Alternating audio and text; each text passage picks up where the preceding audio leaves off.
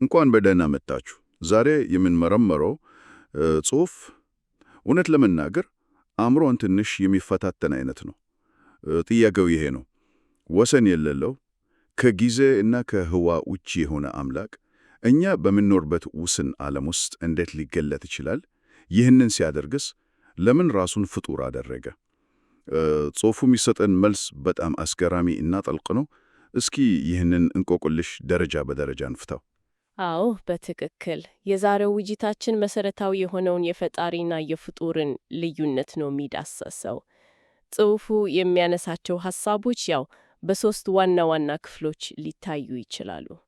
የመጀመሪያው ወሰን የሌለው አምላክ ራሱን በጊዜና ህዋ ውስጥ እንዴት እንደገለጠና በተመሳሳይ ጊዜ እንደሰወረ ይመለከታል። ሁለተኛው ክፍል ደግሞ ይህ አምላክ ለምን ራሱ ፍጡር መሆን እንዳስፈለገው ይተነትናል። በመጨረሻም የኛ እውነታ ከእግዚአብሔር አንጻር ምን ሊመስል እንደሚችልና የፍጥረት የመጨረሻ ግብ ምን እንደሆነ እንመለከታለን። በጣም ጥሩ። እንግዲያው ከመጀመሪያው የእንቆቅልሹ ክፍል እንጀምር። ጽሑፉ እግዚአብሔር ሁሉን ነገር ይሞላል ይላል።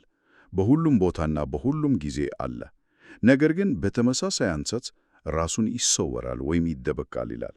ይህ እንዴት ነው? ለአእምሮ ትንሽ የሚከብድ ሐሳብ ነው። አንድ ነገር ሁሉን ይሞላ እንዴት በተመሳሳይ ጊዜ ራሱን መደበቅ ይችላል? እርስ በርሱ የሚጋጭ አይመስልም። ቃል የተለመደውን ትርጉም አይቀትልም። መጥፋት ወይም አለመኖር ማለት አይደለም። ይልቁንም እንደ አንድ የኃይል መጠን መቆጣጠሪያ ዲመር ስዊች እንደምንለው አይነት እንደዛ ልናየው እንችላለን። ዲመር ስዊች? አዎ። ለምሳሌ ፀሐይን ውሰድ። ፀሐይ ለምድር ሕይወት ወሳኝ ናት። ብርሃኗና ሙቀቷ ያስፈልገናል። ነገር ግን ወደ ፀሐይ ብንቀርብ ወይም በቀጥታ ብንመለከታት ምን እንሆናለን? ትግደለናለች፣ ታጥፋናለች። የእግዚአብሔር ወሰን የሌለው ህልውናም ከዚህ የከፋ ነው። ጽሑፉ እንደሚለው ፍጡራን የእርሱን ሙሉ ማንነት በቀጥታ ቢያዩ ኖሮ በቃ ህልውናቸው ይጠፋ ነበር። አሃ፣ ገባኝ። ስለዚህ የእግዚአብሔር መገለጥ ልክ እንደ ፀሐይ ብርሃን ነው ማለት ነው። ሙሉ ኃይሉን ብናይ ያጥፋናል። ነገር ግን ሕይወት እንድናገኝ በሚያስችለን መጠን ተጣርቶ ይደርሰናል። መሰወሩ ማለት ይሄ ማጣራት ሂደት ነው። በትክክል ፍጹም ምሳሌ ነው። ስለዚህ እግዚአብሔር በጊዜና ህዋ ውስጥ የተወሰኑ የመገናኛ ነጥቦችን ይፈጥራል። ጽሑፉ ዙፋንና ስም ብሎ ይጠራቸዋል። እነዚህ ነጥቦች ውስን የሆኑ ፍጡራን ሳይጠፉ ከእርሱ ጋር ግንኙነት እንዲፈጥሩ የሚያስችሉ ደህና ቦታዎች ናቸው። ደህና ቦታዎች? አዎ። ስለዚህ መሰወሩ የርኅራሄና የጠበቃ ተግባር ነው።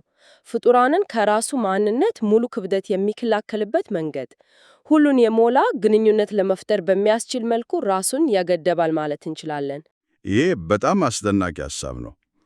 እሺ፣ ስለዚህ እግዚአብሔር ከፍጡራን ጋር ግንኙነት ለመፍጠር ይህን ያህል ጥንቃቄ ካደረገ፣ ራሱን ከሰወረ፣ ቀጥሎ ጽሑፉም ያነሳው ሐሳብ የበለጠ ግራ ያጋባል። ይኸውም እግዚአብሔር ራሱ ያንን ሁሉ ጥንቃቄ ትቶ ወደ ውስን የፍጥረት ዓለም መጥቶ ፍጡር ሆነ ይላል። ይህ እኮ ቅድም ካልነው ጋር ሙሉ በሙሉ የሚቃረን ይመስላል። አዎ፣ መለኮታዊ ፓራዶክስ ማለት ይሄ ነው። ጽሑፉ ይህ ለምን እንደተደረገ ሲያብራራ የፍጡራንን ነጻ ፍቃድ ለማሟላት ነው ይላል። ይህንን ለመረዳት የነጻ ፍቃድን ተፈጥሮ መመርመር አለብን። ጽሑፉ እንደሚለው ፍጡራን ነጻ ፍቃድ ሲሰጣቸው በባህሪው የኃጢአት ዕድል አብሮ ይመጣል። ስህተት የመስራት አቅም ማለት ነው። በዲዮቅ ማለቴ አዎ፣ ደራሲው እንደሚከራከረው ይህ ሁኔታ እንዲሁ ቢቀጥል ሁሉም ፍጡራን በመጨረሻ ኃጢአት መስራታቸው አይቀሬ ነው። እዚህ ጋር አንድ ጥያቄ ልጠይቅ። ሁሉን ቻይ የሆነ አምላክ ይህንን ችግር ከውጭ ሆኖ መፍታት አይችልም ነበር? ለምሳሌ የኃጢአትን ዕድል በቀላሉ በማስወገድ ለምን ራሱ ፍጡር እስከ መሆን መድረስ አስፈለገው? በጣም ወሳኝ ጥያቄ ነው። ጽሑፉ እንደሚጠቁመው ከውጭ የሚመጣ መፍትሄ የፍጡራንን ነጻ ፍቃድ ይሽር ነበር። እግዚአብሔር በቀላሉ ኃጢአት አትስሩ ብሎ ቢያስገድዳቸው ያ ሮቦቶች የሆኑ ነበር እንጂ ነጻ ፍጡራን አይሆኑም ነበር። ልክ ነው። ስለዚህ መፍትሄው ከውስጥ መምጣት ነበረበት። የሥላሴ ሁለተኛው አካል ራሱን ባዶ አድርጎ የፍጡርን መልክ ሲይዝ የፍጡርን ችግር ከውስጥ ሆኖ ነው የሚፈታው። እሱ ኃጢአት የሌለበት ፍጹም ፍጡር በመሆን ኃጢአትን በራሱ ማንነት ውስጥ ያጠፋዋል። እርሱ የፍጡራን ሁሉ በኩር ወይም የመጀመሪያ ተወካይ ይሆናል። ስለዚህ እሱ መንገድ ከፋች ሆነ ማለት ነው። ሌሎች ፍጡራን እርሱን ተከትለው ከኃጢአት ዕድል ነፃ እንዲሆኑና የነፃ ፈቃዳቸው ሙሉ ትርጉም እንዲያገኝ አደረገ። ይሄ ልክ እንደ መለኮታዊ የቀዶ ጥገና አይነት ነገር ነው። ፍጹም ትክክል ነው። የቀዶ ጥገኛ ምሳሌው በጣም ገላጭ ነው። በሽታውን ለማጥፋት በሽተኛውን መግደል መፍትሄ እንዳልሆነ ሁሉ ኃጢአትን ለማጥፋት ነፃ ፈቃድን መግደል መፍትሄ አልነበረም። ስለዚህ እግዚአብሔር ራሱ በሽተኛ ሆኖ መድኃኒቱን ከውስጥ አመጣ። እነዚህን ሁሉ ሐሳቦች አስብ፣ የሰው ልጅ ማስተዋል አቅም ምን ያህል ትንሽ እንደሆነ ይሰማኛል። ጽሑፉም ይህንን ደጋግሞ ያጓላለው። ማወቅ አንችልም፣ መረዳት አንችልም የሚሉ ሐረጎች ይጠቀማል። ለምሳሌ ያህል የራሳችንን የፀጉር ብዛት እንኳን መቁጠር እንደማንችል ይጠቅሳል። ይህ ውስንነታችንን ደጋግሞ ማስታወስ ለምን አስፈለገ? ምክንያቱም የውሂታችን ዋና ነጥብ ላይ ስለሚያደርሰን ነው። ይኸውም በፈጣሪና በፍጡር መካከል ያለውን መሰረታዊና የማይደፈረስ ልዩነት እንድንገነዘብ ነው። እኛ ወሰን የለሽነት ወይም ኢንፊኒቲ የሚለውን ጽንሰ ሐሳብ ልናስብ እንችላለን። ነገር ግን ጽሑፉ እንደሚለው ይህን የማሰብ ችሎታ እንኳን የተሰጠን ከእግዚአብሔር ነው። ለእኛ ግዙህና ማይደረስበት የሚመስለው ይህ ወሰን የለሽነት ለእግዚአብሔር ግን እዚህ ግባ የማይባል ነገር ሊሆን ይችላል። እውነት ነው። እኔ ለምሳሌ ስለ ኢንፊኒቲ ለልጄ ለማስረዳት ሞክሬ እኔ ራሴ እንደማረዳው የተገነዘብኩበት ጊዜ ትዝ ይለኛል። ቃሉን እንጠቀመዋለን፣ ነገር ግን እውነታው ከአእምሯችን በላይ ነው። በጣም ጥሩ ምሳሌ ነው። የእኛ ግንዛቤ ጣሪያ አለው። ለምሳሌ የሰው ዓይን ማየት የሚችለው በጣም ወሲን የሆነ የብርሃን ሞገድ ብቻ ነው። ያው ከኢንፍራሬድ በታች ወይም ከአልትራቫዮሌት በላይ ያለውን ማየት አንችልም። ይህ ማለት ግን እነዚህ የብርሃን ሞገዶች የሉም ማለት አይደለም። ልክ ነው። በተመሳሳይ የእኛ አእምሮ እውነታን የሚገነዘቡ በራሱ ውስንነት ማዕቀፍ ውስጥ ነው። ስለዚህ ጽሑፉ ማወቅ አንችልም ሲል ይህንን መሰረታዊ ልዩነት እንድናስታውስ ነው፣ በትህትና እንድንቀርብ እና ከሁሉም ውስንነቶቻችን ትልቁና መሰረታዊው ደግሞ ጊዜ ይመስለኛል። እኛ ጊዜን የምንለማመደው እንደ አንድ አቅጣጫ መንገድ ነው፣ ያለፈው ከኋላችን፣ ወደፊቱ ከፊታችን። ይህንን ጽሑፍ ሳነብ ግን ይሄ የእኛ እውነታ ብቻ እንደሆነ ገባኝ። ጽሑፉ አንድ በጣም የሚገርም መላምት ያቀርባል።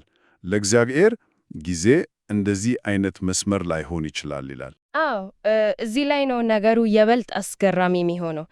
ጽሑፉ እንደሚጠቁመው ለእግዚአብሔር ያለፈ የአሁን እና የወደፊት ጊዜያት ሁሉም በአንድ ላይ አሁን ሆነው ሊኖሩ ይችላሉ። ይህንን ለመረዳት ጽሑፉ የፊልም ምሳሌን ይጠቀማል። እግዚአብሔርን እንደ ፊልም ዳይሬክተር፣ ጸሐፊ እና ተመልካች አድርገን እናስበው። እሺ፣ ዳይሬክተሩ ፊልሙን ከመጀመሪያው ትዕይንት እስከ መጨረሻው ያውቀዋል። ሁሉንም በአንድ ጊዜ ማየት ይችላል። ፊልሙ ለእርሱ የተነቃቀጠ ሥራ ነው። እኛ ደግሞ በፊልሙ ውስጥ የምንኖር ተዋናያን ነን ማለት ነው። የምናውቀውና የምንለማመደው የምንገኝበትን ቅጽበት ብቻ ነው። ታሪኩ ለእኛ ቀስ በቀስ እየተገለጠ ያለ ሂደት ነው። ለእኛ በፊልሙ ውስጥ ያለው ድራማ፣ ፍቅር እና ውጥረት በጣም እውን ነው። በትክክል። ከፊልሙ ውጭ ላለው ዳይሬክተር ግን ያ እውነታ የተለየ ባህሪ ያለው። እኛ እንደምንረዳው አይነት ቀደም ተከተላዊ እውነታ ላይሆን ይችላል። ይህ ማለት የእኛ ሕይወት ህልም ነው ማለት አይደለም። ነገር ግን የእኛ እውነታ ፍጹም እውነታ አይደለም ማለት ነው። የተገኘ እውነታ ነው ማለት ነው። አዎ፣ ዲራይቭድ ሪያሊቲ። ይህ አንድምታው በጣም ትልቅ ነው። በተለይ ጽሑፉ ስለ መስቀል ስቃይ የሚያነሳው ሐሳብ በጣም ከባድ ነው። ለእኛ የመስቀል ስቃይ ከ2000 ዓመታት በፊት ተከስቶ ያለፈ ታሪካዊ ክስተት ነው። ነገር ግን ሁሉም ጊዜ ለእግዚአብሔር አሁን ከሆነ ያ ስቃይ ለእርሱ በአንድ ወቅት ተከስቶ ያለፈ ነገር ሳይሆን በዘላለማዊ ሕልውና ውስጥ ሁል ጊዜና በሁሉም ቅጽበት የሚሰማው ቀጣይነት ያለው ስቃይ ሊሆን ይችላል። ደራሲው ይሄ እርግጠኛ ነገር ሳይሆን መላምት እንደሆነ ቢያጎላም ስለ እግዚአብሔር ፍቅርና መስዋዕትነት ያለንን እሳቤ ሙሉ በሙሉ የሚፈታተን ሐሳብ ነው። ዋው! ፍቅር ማለት የአንድ ጊዜ ድርጊት ሳይሆን ዘላለማዊ የሆነ የራስን ናየው መስጠት ሁኔታ ይሆናል ማለት ነው። ይህ ሐሳብ በጣም ከባድ ነው። ለአንድ አፍታ ቆም ብለን እንድናስበው የሚያደርግ ነው። ስቃዩ ያለፈ ነገር ሳይሆን ሁሌም ያለ ነገር ነው ማለት እኮ ስለ ፍቅር ያለንን እሳቤ በሙሉ ይለውጠዋል። ስለዚህ ጽሑፉ እግዚአብሔር እኛንና ዓለማችንን ያለንም እንደሌለን ባዶም እንደሆነን አድርጎ ይመለከተናል የሚለው ክፍል ከዚሁ ጋር ይገናኛል ማለት ነው። አዎ፣ ግንኙነቱ እሱ ነው። ነገር ግን ይህ ዋጋ የለንም ማለት አይደለም። ይልቁንም የህልውናችንን ምንጭ ያስገነዝበናል። እኛ ያለነው እግዚአብሔር ኑሩ ስላለን ብቻ ነው። እርሱ ሐሳቡን ቢቀይር ህልውናችን ያበቃል። እውነተኛው ዘላለማዊውና በራሱ የሚኖረው ህልውና እሱ ብቻ ነው። እኛ ህልውና በእርሱ ላይ የተመሰረተና ጊዜያዊ ነው። ልክ እንደ መጽሐፍ ውስጥ ያለ ገጸ ባህሪ ማለት ነው። ገጸ ባህሪው ህልውናው ሙሉ በሙሉ በደራሲው ላይ የተመሰረተ እንደሆነው ማለት ነው። አዎ። እሺ፣ እንግዲህ ወደ ፊልሙ ምሳሌ እንመለስ። ፊልሙ መጨረሻ ላይ ኃጢአት ከጠፋና የፍጡራን ነጻ ፍቃድ ከተሟላ በኋላ ምን ይሆናል? እኛ ተዋያኞቹ ከፊልሙ ወጥተን ከዳይሬክተሩ ጋር እንቀላቀላለን። ጽሑፉ አይሆንም ይላል። ፍጡራን ከጊዜና ከህዋ ማዕቀፍ ፈጽሞ መውጣት አይችሉም ይላል። የመጨረሻው ግብ ወደ እግዚአብሔር መምሰል ከሆነ ለምን በእርሱ ህልውና ውስጥ አንዋሃድም? ምክንያቱ የፍጥረት ዓላማ ፍጡሩን ወደ ፈጣሪነት መቀየር ስላልሆነ ነው። ይሄ በጣም ወሳኝ የሆነ ስነ መለኮታዊ ድንበር ነው። ፍጡር ሆኖ መፈጠር ማለት በጊዜና በህዋ ውስጥ መኖር ማለት ነው። ቅድም እንዳልነው አንድ የመጽሐፍ ገጸ ባህሪ ከመጽሐፉ ገጾች ወጥቶ ከደራሲው ጋር ሊወያይ አይችልም። የገጸ ባህሪው ህልውና በሙሉ በመጽሐፉ የተወሰነ ነው። በተመሳሳይ የኛ ህልውና በጊዜና በህዋ መጽሐፍ የተወሰነ ነው። ስለዚህ የኛ ዘላለም የሚሆነው ጊዜ የሚባል ነገር ይጠፋል ማለት ሳይሆን ጊዜ ማብቂያ የለው ይሆናል ማለት ነው። በትክክል ማብቂያ የሌለው ጊዜ እንጂ ከጊዜ ውጭ የሆነ ህልውና አይደለም። ጽሑፉ እንደሚለው በሁሉም ቦታና በሁሉም ጊዜ በአንድነት መገኘት መቻል የእግዚአብሔር ብቻ መለኮታዊ ባህሪ ነው። እኛ ይሄንን ብንችል ኖሮ እኛ ራሳችን እግዚአብሔር እንሆን ነበር። ስለዚህ ፍጻሜያችን የሚሆነው ፍጹም ፍጡራን መሆን ነው። በጊዜ ሂደት ውስጥ የተማርን እያደገንና የበለት ውብ እየሆንን የምንሄድ ፍጡራን። ስለዚህ ውስንነታችን የሚወገድበት ችግር ሳይሆን ማንነታችንን የሚገልጹ መሰረታዊ ባህሪያችን ነው። እንግዲህ የዚህ ሁሉ ነገር ትርጉሙ ምንድን ነው? እግዚአብሔር ወደ የኛ ዓለም ስለመምጣቱ፣ የማስተዋል አቅማችን ስለመገደቡ፣ እንዲሁም እውነታ ለአምላክ እንደ አንድ ፊልም ሊሆን እንደሚችል ተወያይተናል። በጣም ብዙ የሚታሰብበት ጉዳይ ነው። ዋናው ቁም ነገር በፈጣሪና በፍጡር መካከል ያለው እጅግ በጣም ጥልቅ ልዩነት ነው። እግዚአብሔር የእኛን እውነታ ለማዳን ወደ ዓለማችን ቢመጣም የእኛ እውነታ ከእርሱ ፍጹም የተለየ ሆኖ ይቀራል። የእኛ ውስንነት መወገድ ያለበት ጉድለት ሳይሆን ፍጡር መሆን ማለት ምን ማለት እንደሆነ የሚገልጽ መሰረታዊ ባህሪ ነው። ፍጡር ከጊዜና ህዋ ውጭ መኖር አይችልም። እግዚአብሔር ግን ከዚህ ሁሉ በላይ ነው። በውይይታችን ውስጥ ፍጻሜያችን ፍጹም ፍጡራን መሆን ነው ብለናል። ይህም በጊዜ ሂደት ውስጥ ማብቂያ የሌለው የመማርና የማደግ ሂደት ነው። ይህ አንድ የመጨረሻ ጥያቄ እንድናስብ የሚጋብዝ ይመስለኛል። መንግሥተ ሰማያት ወይም ፍጹም የሆነው የፍጡራን ህልውና እንደ አንድ የደረስንበት የመጨረሻ መዳረሻ ሳይሆን ማብቂያ የሌለው ጉዞ ቢሆንስ? ለዘላለም የተማርን ያደግን እና የበልጥ ውብ የሆነን የምንኖርበት ነገር ግን መቼም ደረስን የማንልበት ማለቂያ የሌለው መሳብ ቢሆንስ? ይህ በጥልቀት ሊታሰብበት የሚገባ ጥያቄ ነው።